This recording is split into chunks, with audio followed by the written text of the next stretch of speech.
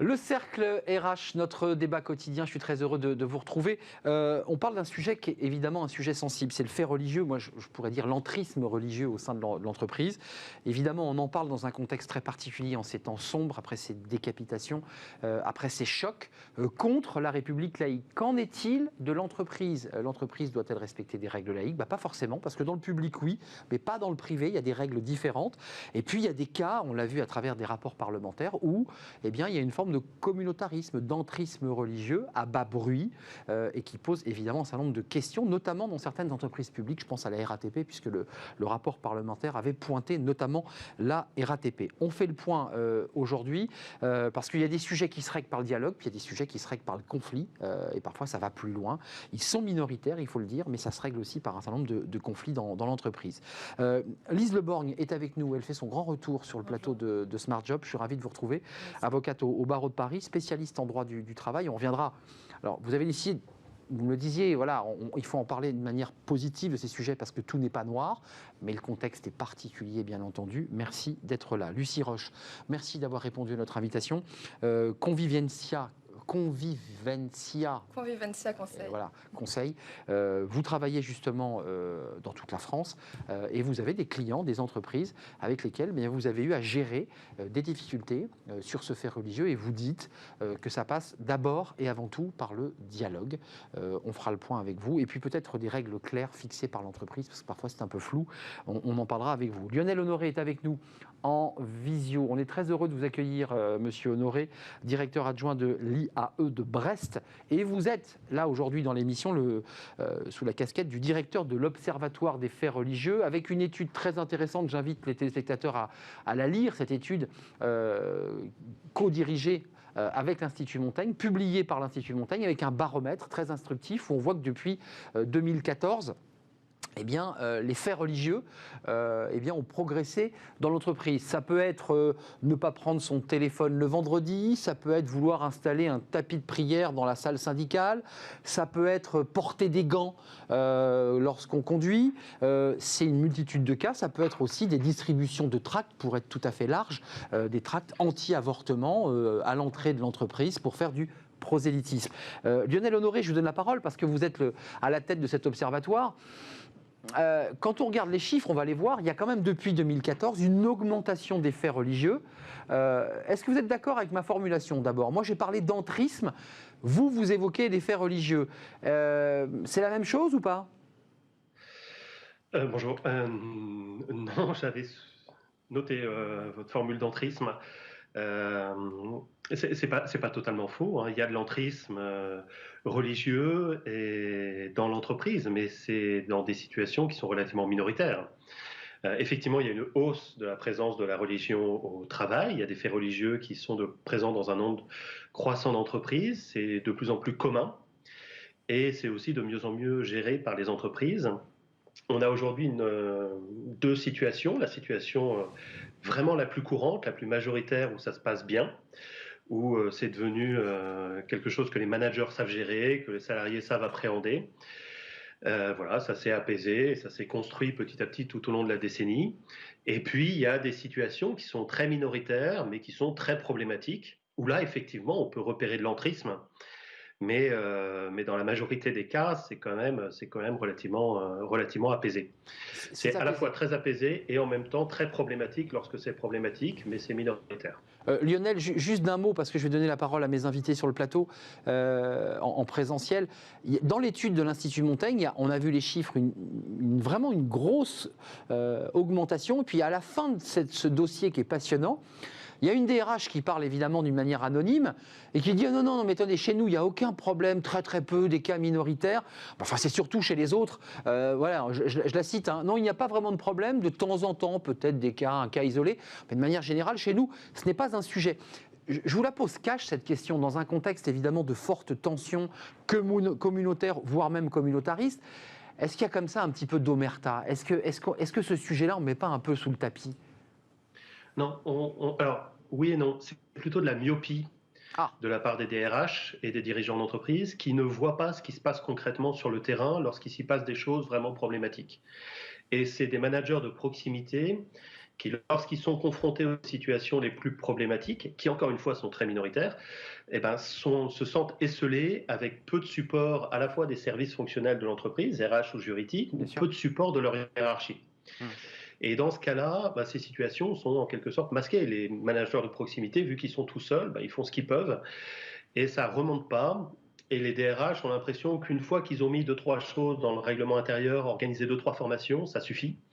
Or, bien évidemment, non, ça ne suffit pas à gérer véritablement toutes les situations au quotidien qui se renouvellent en permanence et qui sont dans des dynamiques, quoi. Bien sûr, on viendra sur le cas de la RATP et le rapport Diard-Pouillat, député LREM et député LR, remis en 2019, qui avait fait grand bruit à l'époque. On en parle encore aujourd'hui. Lise Leblanc, dans quel état d'esprit vous êtes? Vous avez, vous, à gérer le droit, à répondre à des questions de droit posées par vos clients. Moi, je lis dans le rapport de l'Institut Montaigne qu'il y a des managers, on vient de l'entendre, un peu perdus, ils n'ont pas le code de la route de la laïcité, ils ne savent pas trop quoi faire. Qu'est-ce que vous dites à vos clients quand il y a une difficulté? Vous dites reprenez le dialogue, c'est utile, ou sanctionnez par exemple un client, une entreprise qui dit mais dans le cadre du Ramadan par exemple, eh bien, ce collaborateur n'a pas voulu venir en réunion parce qu'il estimait qu'il ne pouvait pas le faire, parce que c'est un plateau repas qui a été servi. Dans ce cas-là, on fait quoi? Alors déjà, on regarde chez quel type de client on est. Est-ce qu'on est dans le service public ou une entreprise privée? Et on rappelle que les règles sont éminemment différentes. Puisque dans le service public, vous avez le principe de laïcité, ce qui fait qu'on ne peut pas manifester sa religion. C'est un principe clair, c'est l'article 1er de la Constitution. C'est ça. Donc dans une entreprise publique, en principe, il n'y a même pas de question. Cela dit, on verra, des questions apparaissent, notamment sur qu'est-ce qu'un signe religieux, puisqu'il y a eu de la jurisprudence récente sur notamment est-ce qu'une barbe est un signe religieux en soi, et ça peut être étendu, par exemple, est-ce que garder son bonnet pour quelqu'un est un signe religieux? Il y a un débat sur la taille de la barbe, vous vous souvenez? Exactement, sur la taille de la barbe. Est-ce que garder une charlotte quand on est infirmière dans le public, ça va être un fait religieux ou non? Donc il y a quand même des débats dans l'espace public qu'il faut régler. En revanche, quand on est avec des clients qui sont dans le privé, eh bien eux, c'est un principe inverse. Il y a une liberté de manifester sa religion, ce qu'on oublie parfois. Donc un salarié est libre de manifester sa religion. C'est-à-dire par des signes ostentatoires? Alors, pas ostentatoire. Alors, effectivement, il y a quand même, faut respecter les libertés individuelles. Donc, il y a la liberté de se vêtir sous la limite de l'abus. Donc, il faut faire attention à l'abus dans l'ostentation. En revanche, là où on peut conseiller nos clients, c'est si l'insertion ou non d'une clause de neutralité dans le règlement intérieur est importante. Et c'est surtout là-dessus, désormais, que les avocats interviennent. Alors, vous avez vu qu'il y avait la NDRH qui avait fixé aussi quelques règles précises. Si la personne, je citais ce cas de cette personne qui ne veut pas venir déjeuner pendant Ramadan, vient à ce déjeuner mais ne consomme pas, il ne sera pas licencié. Mais si la personne ne vient pas physiquement à une réunion d'équipe, donc il y a un lien de subordination, vous êtes d'accord, là, elle peut être licenciée. De toute façon, on est embauché pour exécuter son travail. On a des horaires de travail. Donc, religion ou pas, si on ne respecte pas ces horaires de travail pour un motif personnel, et donc on n'exécute pas sa prestation, effectivement, le pouvoir disciplinaire peut entrer en jeu. Donc, s'il y a une réunion le midi, qu'on ne se présente pas pour une raison X ou Y, notamment le jeûne, si on n'a pas été autorisé à le faire, on peut être sanctionné. Donc, effectivement, dans ce cas-là, il peut y avoir sanction. Lucie Roche, Convivientia, conseil et de la formation. Qu'est-ce que vous dites sur cette question du fait religieux? Vous utilisez vous aussi le mot du fait religieux? Parce que dans l'actualité, je dirais mainstream, on parle de communautarisme, on parle d'entrisme, on parle de radicalité. Vous parlez toujours de fait religieux. Oui, on parle de faits religieux parce que c'est ça que les entreprises ont à gérer, c'est-à-dire les manifestations du fait religieux dans l'entreprise. Ce n'est pas les convictions intimes que les entreprises ont à gérer, c'est vraiment comment est-ce que ça se manifeste dans l'entreprise. Donc nous, ce qu'on conseille, c'est en premier lieu d'adopter une position homogène. Souvent dans les entreprises, les sujets sont traités différemment. Laquelle? Pas de foulard, pas de signes ostentatoires? Ça veut dire qu'il faut qu'on se décide sur la question des signes, mais pas seulement la question des signes. Évidemment, il faut se décider sur la question des signes. Est-ce qu'on accepte ou pas que les personnes qui sont en contact avec la clientèle portent des signes? Il y a aussi toutes les autres questions. Il y a la question des congés, la question de la restauration, la question de la prière sur le lieu de travail. Il y a plein de questions qui sont à régler et pas seulement celle des signes. Souvent, on a tendance à trop se focaliser sur la question des signes religieux et à oublier oublier complètement tout le reste et les comportements qui, eux, peuvent poser problème. Prière sur le lieu de travail, c'est vrai pour des chrétiens, c'est vrai pour des musulmans, c'est vrai pour des personnes de confession juive. Autorisé ou pas? Pendant le temps de pause, c'est autorisé, toujours sous réserve de l'abus. Mais effectivement, il y a même des entreprises qui ont mis en place des salles de prière avec des créneaux pour chaque religion.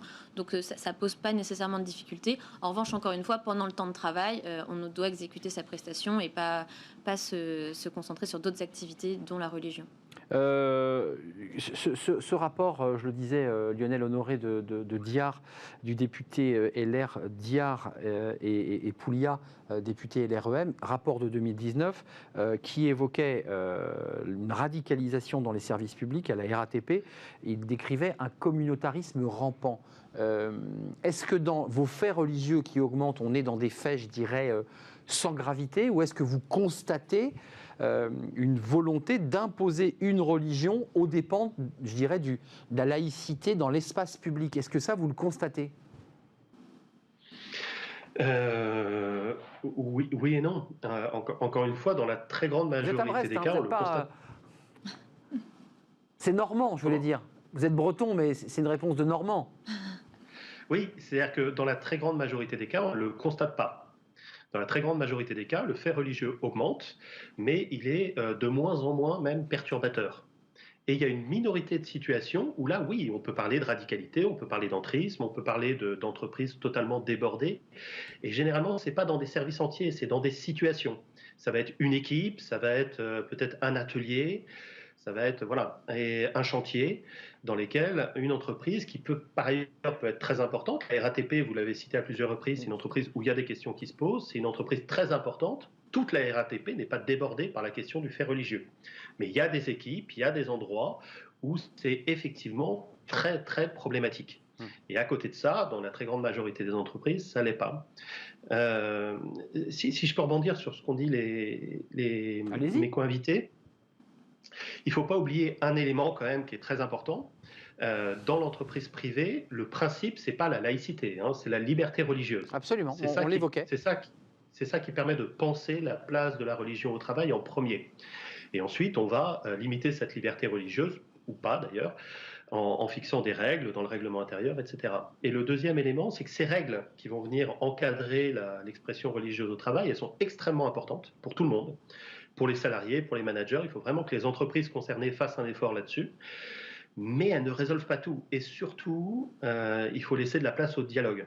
C'est-à-dire qu'on trouve des salariés qui vont vous dire, voilà, moi je ne veux pas travailler avec des femmes, je ne veux pas travailler dans telle situation, je ne veux pas travailler avec quelqu'un qui n'est pas de la même religion que moi, et qui malgré tout sont tout à fait ouverts au dialogue. Ce sont des salariés qui ont besoin d'avoir un discours clair, et lorsqu'on leur dit, bah non, ça c'est pas possible, et qu'on leur explique bien, ce sont des salariés qui reviennent dans les clous, si vous passez l'expression. Lionel Honoré, c'est intéressant ce que vous dites, parce que dans ce contexte, je le dis très sombre, avec une poussée de la radicalité, entendre un expert qui nous dit, il y a des cas où ça se règle, il y a des cas où cette personne dont vous parlez dit, effectivement, dans ce cadre-là, s'il y a une règle, je vais la respecter.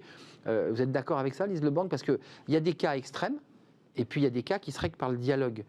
Mais il manque quand même... Oui, Lionel Honoré, allez-y. Si je peux me permettre, vous avez deux types de situations lorsque vous êtes confronté à des comportements qui sont transgressifs. Je refuse de travailler avec une femme, par exemple. Oui, on entend beaucoup ça. Ça peut être une personne isolée à qui vous réexpliquez les choses. Vous pouvez les expliquer d'ailleurs fermement, en lui faisant comprendre que l'étape suivante, c'est la sanction. Bien évidemment, c'est inadmissible. Mais vous pouvez tout à fait dialoguer malgré tout avec la personne. Et la majorité des gens sont dans une posture ouverte au dialogue. C'est difficile, mais ils sont malgré tout ouverts à un certain dialogue. Et puis, vous avez des situations qui, très souvent, sont des situations de faits religieux collectifs, dans lesquelles vous avez des individus qui sont effectivement dans une posture, eux, d'entrisme, de radicalisation collective et de prise de territoire, littéralement. Encore une fois, c'est très minoritaire, mais ça existe. Et c'est très grave.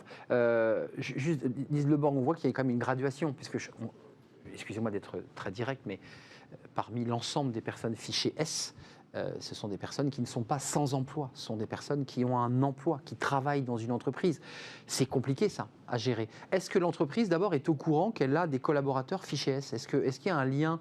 On entend souvent, mais il n'y a pas de dialogue, on ne savait pas qu'il était fiché S. Elle ne le sait pas, ça, l'entreprise? Non, elle ne le sait pas. Bon, après, l'exemple qu'on vient d'évoquer, où un salarié refuserait frontalement de travailler avec une femme...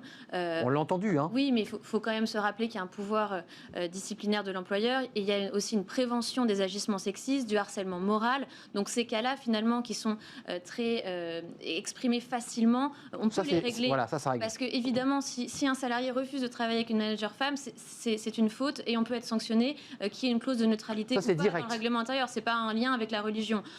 Donc, si on a besoin d'agir sur le terrain disciplinaire, on a les outils, clause de neutralité ou non.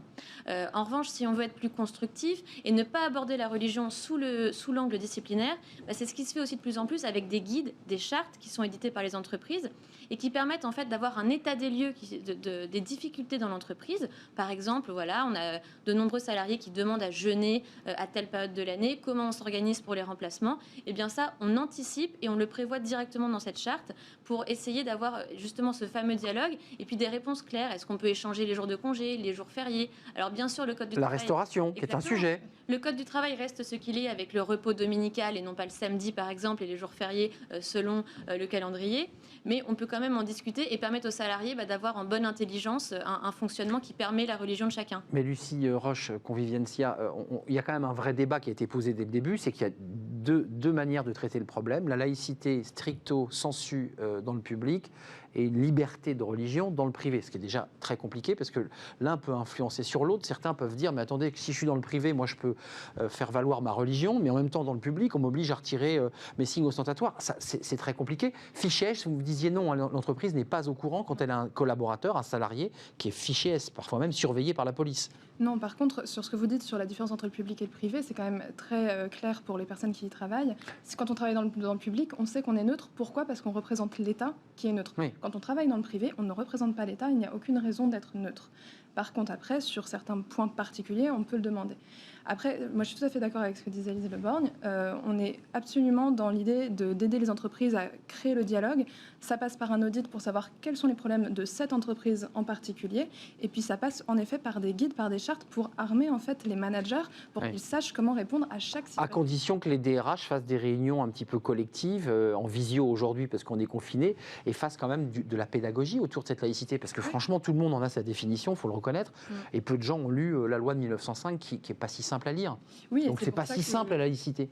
C'est pour ça que la fin du processus, une fois qu'on en est passé par l'audit et par la prise de position, c'est en effet de faire connaître cette position, de faire des formations, expliquer ce que c'est la laïcité, expliquer que ça ne s'applique pas dans l'entreprise, expliquer quelles sont les règles qui s'appliquent dans l'entreprise, quelles sont les restrictions qui sont possibles. Et quels sont les dangers si on ne les respecte pas. Aussi, quelles sont les conséquences si on ne les respecte pas, bien sûr. Lionel Honoré, il y a eu un débat sur l'Observatoire de la laïcité. Alors, ça ne vous concernait pas parce que vous êtes l'Observatoire des faits religieux en entreprise. Vous avez entendu la classe politique au pouvoir aujourd'hui contester, critiquer cet Observatoire de la laïcité, finalement gérant cette laïcité d'une manière trop molle contre une laïcité plus dure, plus radicale. Votre mission à vous, Lionel Honoré, c'est quoi? C'est de renvoyer votre rapport au ministère du Travail qui observe, qui examine. Qu'est-ce qu'on en fait de toutes ces recommandations que vous notez, qui vous remontent? Alors, je rebondis juste sur l'Observatoire de la laïcité. Moi, ils m'ont auditionné et ils ne m'ont pas paru complaisants. Hein. Les questions posées allaient vraiment dans les coins et chercher les éléments les plus précis. Moi ensuite, mon rapport a été publié par l'Institut Montaigne et ensuite il a effectivement été diffusé aux entreprises, aux politiques. J'ai été ensuite auditionné, moi, à l'Élysée, à l'Observatoire de la laïcité, au niveau parlementaire également. Et ça, après, ce qu'ils en font, c'est à eux qu'il faut poser la question. Mais j'imagine que ça nourrit leur réflexion et leur débat. Si je peux me permettre juste de rebondir sur ce qui a été dit avant, tout ce qui a été dit, moi je suis tout à fait en phase avec ça et ça me paraît très important que les entreprises aient une position très claire. C'est très attendu dans l'étude, ça remonte vraiment, ça c'est très attendu de la part des managers de terrain, mais c'est pas suffisant. C'est pas suffisant, ça se termine pas. C'est-à-dire qu'une fois que tout ça est mis en place, qu'il y a eu des formations, etc., il faut des services RH, juridiques. Il faut des managers à N+2 qui soient à l'écoute de ce qui se passe sur le terrain et qui soient en appui lorsque les situations sont véritablement problématiques. quand les situations sont problématiques, les managers de terrain sont confrontés à des cas transgressifs, à des gens qui sont en opposition avec l'entreprise et qui remettent en cause le fonctionnement de l'entreprise. Le système. La composition, le système, la composition des équipes, les modes de gestion, l'organisation du travail. Et ces gens-là, le fait qu'il y ait une règle dans le règlement intérieur et qu'il y ait un risque de sanction, ça ne les impressionne pas. Ils sont en groupe, il y a souvent des meneurs, et là, il y a vraiment besoin d'un appui de la part de la direction de l'entreprise fort auprès des managers de terrain. Encore une fois, c'est minoritaire, mais dans ces cas-là, il faut qu'il y ait autre chose que simplement des règles. Ouais, je pensais que vous alliez me dire, Lionel Honoré, qu'il fallait non seulement l'appui de l'entreprise, ce qui est assez logique, mais presque de l'État, parce que dans un groupe très structuré qui fait un prosélytisme religieux, quel qu'il soit, on se dit que là, on est en train de basculer. Il y a même presque un danger, Lise Le Borgne, à libérer ses collaborateurs, à les sanctionner, à les faire sortir de l'entreprise, parce qu'il deviendrait, j'ai envie de dire, presque plus dangereux dehors qu'au sein d'une entreprise où il y a des règles, où il y a quand même quelques cadres.